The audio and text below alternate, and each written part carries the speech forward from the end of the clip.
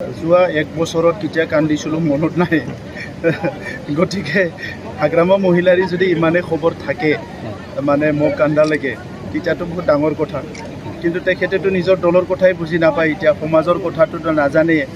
গতিকে বিজেপিয়ে কিবা কৈছে এই কথাটো লৈ পেলাই হাগ্ৰামা মহিলাৰে কিয় ইমান চিন্তা কৰিছে? হাগ্ৰামা মহিলাৰে নিজৰ কথাটো চিন্তা কৰক। নিজৰ দলৰ যিখিনি বাগা নেতাসকলে তেখেতৰ সতীৰ্থসকল এতিয়া তেখেতৰ লগত নাই আৰু তেখেতৰ আহি থকা সময়টো খুব ভাল সময় নহয়।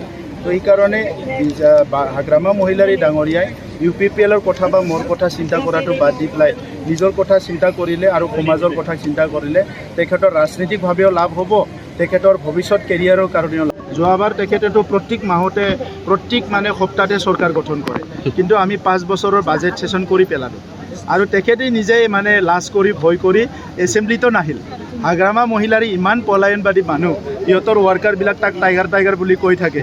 তাতে কোনো মাৰামাৰি নহয়। তেখেতসকলে প্ৰথম দিন আহি এছেম্বলিত চলা তলা খুলিলে, দাদাগিৰি কৰিলে। আমিতো বহুত সুন্দৰকৈ 5 বছৰ এছেম্বলি চলাই আছোঁ। এই এছেম্বলিতে হাগ্ৰামা মহিলাৰী ডাঙৰীয়া আহিবলৈ সাহস নাই। এছেম্বলিত আহি দুটা কথা ক'বলৈ যাৰ সাহস নাই, তাৰ MCLA হোৱাৰ যোগ্য আছে জানো? এনেকুৱা MCLA পাই পেলাই ৰাইজে কি কৰিব?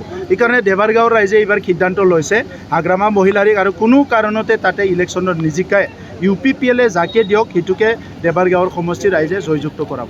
যোৱা এক বছৰত কেতিয়া কান্দিছিলোঁ মনত নাই। গতিকে হাগ্ৰামা মহিলাৰী যদি ইমানেই খবৰ থাকে মোক কান্দা লাগে তেতিয়াতো বহুত ডাঙৰ কথা। কিন্তু তেখেতেতো নিজৰ দলৰ কথাই বুজি নাপায়, এতিয়া সমাজৰ কথাটোতো নাজানেই। গতিকে বিজেপিয়ে কিবা কৈছে এই কথাটো লৈ পেলাই হাগ্ৰামা মহিলাৰীয়ে কিয় ইমান চিন্তা কৰিছে? হাগ্ৰামা মহিলাৰী নিজৰ কথাটো চিন্তা কৰক।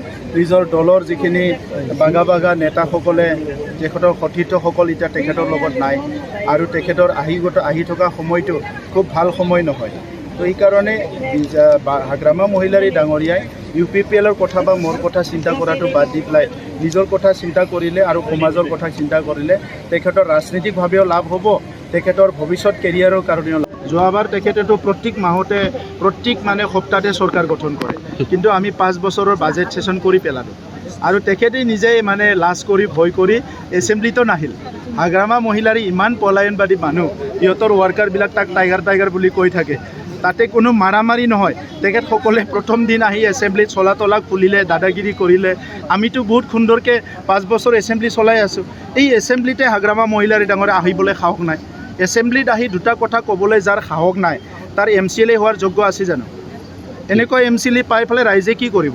এইকাৰণে দেৱাৰগাঁৱৰ ৰাইজে এইবাৰ সিদ্ধান্ত লৈছে হাগ্ৰামা মহিলাৰীক আৰু কোনো কাৰণতে তাতে ইলেকশ্যনত নিজিকায় UPPLে যাকে দিয়ক সেইটোকে দেৱাৰগাঁৱৰ সমষ্টিৰ ৰাইজে জয়যুক্ত কৰাব।